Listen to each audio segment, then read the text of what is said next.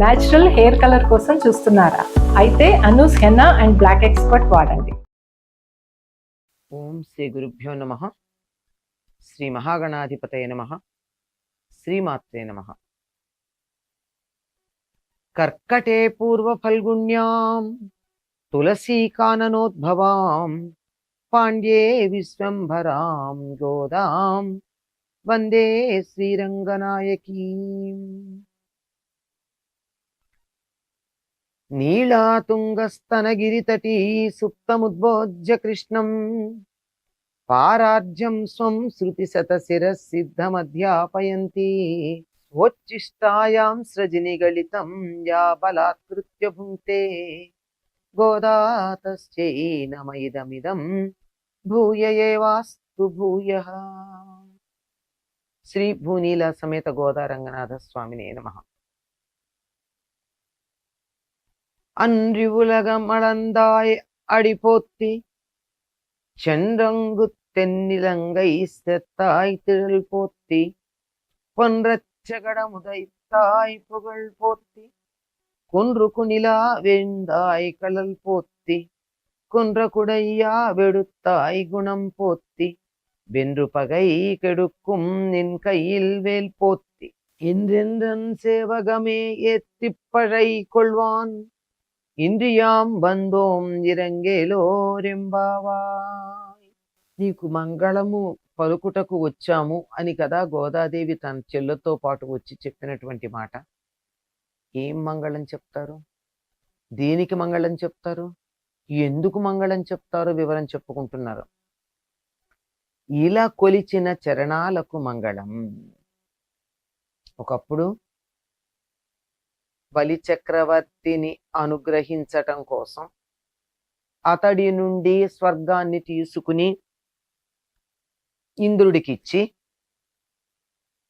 ఆ కార్యక్రమం కోసం 3 అడుగులు దానం అడిగిన సందర్భంలో భూమినంతా ఒక పాదంతో కొలిచినటువంటి పాదం ఉంది.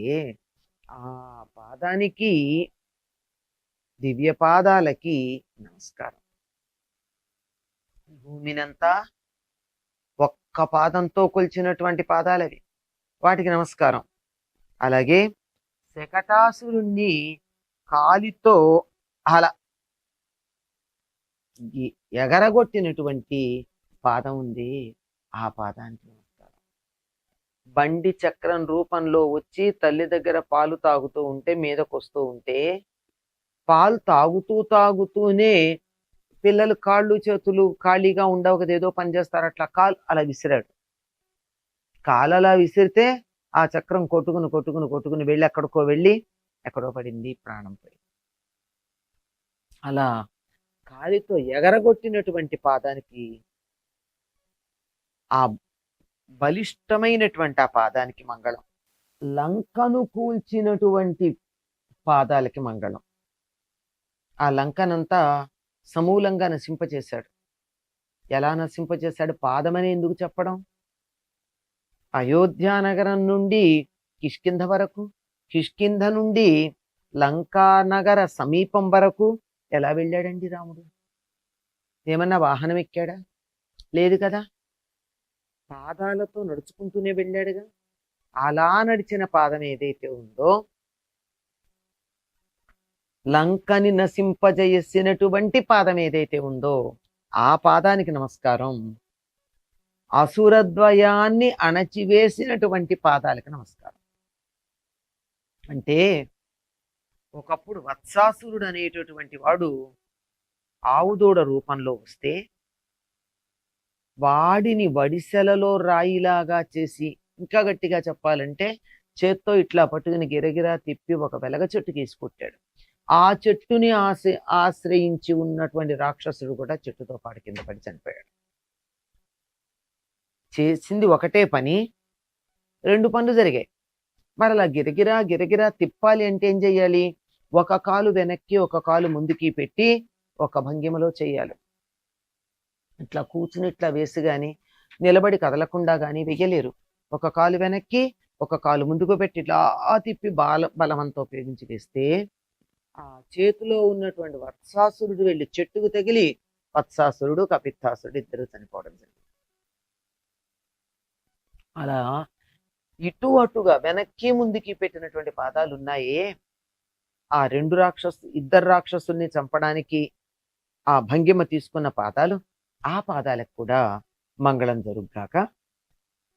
గోవర్ధనమును ఎత్తినటువంటి గొడుగుగా ఎత్తినటువంటి పాదాలకి నమస్కారం. పాదాలతో ఎత్తాడా, చేతులతో ఎత్తాడా? కొండని పైకి ఇలా చేతి మీదే పెట్టుకున్నాడు. కానీ అలా పెట్టుకోవడానికి కావాల్సినటువంటి భంగిమ ఎక్కడుంది? ఈ శరీరం అంతా. ఇదంతా ఆ విధంగా ఉండాలి అంటే పాదం మీద ఈ బరువుని మోపి నిలబడాలి గనక ఈ బరువునంతా మొయ్యగలిగినటువంటి పాదాలు ఉన్నాయి. గోవర్ధన పర్వతాన్ని మొయ్యగలిగిన పాదాలు ఉన్నాయి. ఆ పాదాలకి నమస్కారం. శత్రువులను వధించేటటువంటి నీ వేలాయుధానికి కూడా నమస్కారం. ఈయన చేతిలో ఉన్నటువంటి ఆయుధం వేలాయుధం. ఈ ఆయుధంతో ఏం చేస్తాడు? శత్రువుల్ని నశింపజేస్తాడు. ఇక్కడ శత్రువులు అంటే బాహ్య ప్రపంచంలో కనపడే శత్రువులే కాదు, అంతఃశత్రువులు కూడా. వీళ్ళందరినీ నశింపజేసేటటువంటి నీ పరాక్రమానికి నమస్కారం అని. నమస్కారం కాదు, ఇక్కడ మంగళం. నీ పాదాలకు శుభం కలుగ్గాక. మళ్ళీ ఎన్నో పనులు చేయాలి ఆ పాదాలతో. ఎంతో దూరం నడవాలి. ఎక్కడ దాకా వెళ్ళాలి? రావణుడు లంక దాకా వెళ్ళాలి. కాలు వెనక్కి ముందుకు పెట్టిలా వత్సాసురుణ్ణి బడిసెలలో రాయిలాగా వేసి కపిత్తాసురుడు ఆవేశించి ఉన్న వృక్షానికి తగిలేట్టు చెయ్యాలి. ఇవన్నీ చేయడానికి ఆధారం కాళ్ళే. కాలి మీద నిలబడితేనే ఆ బ్యాలెన్స్ ఉంది, సమతౌల్యత. ఆ సమతౌల్యత ఉండి ఎంత పెద్దదైనా నిలబడగలుగుతుంది. కనుక పాదమే స్థిరంగా ఉండాలి. అటువంటి పాదం ఏదైతే ఉందో ఆ పాదం యొక్క గొప్పతనాన్ని తెలియచెప్పే నీ వీరగాథలన్నీ మేము పాడతాం. అంతమందికి తెలియజేస్తాం నువ్వెంత గొప్పవాడివో. మరి నీ వీరగాథలు తెలియజేయాలి మేము అంటే పాటలు పాడాలి కదా. పాటలు పాడాలంటే దానికి వాద్య సహకారం ఉండాలి కదా. ఈ పర అన్న ఆయుధం ఇస్తే మేము చేసే పని ఏమిటంటే ముందు దీని గురించి చెప్తాము. అందువల్ల నీ కీర్తిని తెలియజెప్తాం, నీ గుణగానాన్ని మేం చేస్తాం. ఎక్కడెక్కడి నుంచి తీసుకొచ్చారండి ఈ కథలన్నీ? వామనావతార ఘట్టం ఉంది, రామావతార ఘట్టం ఉంది, ఇంకా వరుసగా కృష్ణావతార ఘట్టం శకటాసురుడి దగ్గర నుంచి రాక్షస సంహారం అంతా చెప్పటం ఉంది. కనుక అటువంటి నీ పాదాలకి మంగళం పాడడానికి మాకు పరవసరం గనక అది తీసుకుని ఇన్ని సద్గుణాలకి కారణమైన నీ పాదాలని కీర్తించటానికి ఇక్కడికి వచ్చాము. మేము ఈ వ్రతం చేస్తే ఆ పర తీసుకుని నిన్ను కీర్తిస్తే లోకానికి మేలు కలుగుతుంది. కనుక మాకు పరని ఇవ్వు. ఇవ్వాలంటే నువ్వు ముందు బయటికి రావాలి, మాకు దర్శనం ఇవ్వాలి. ఆ పని చేయమని ప్రార్థిస్తున్నారు. స్వచ్చిష్టమాలికా బంధగంధ బంధురజిష్ణవే విష్ణు చిత్తతనూజాయై గోదాయై నిత్యమంగళం.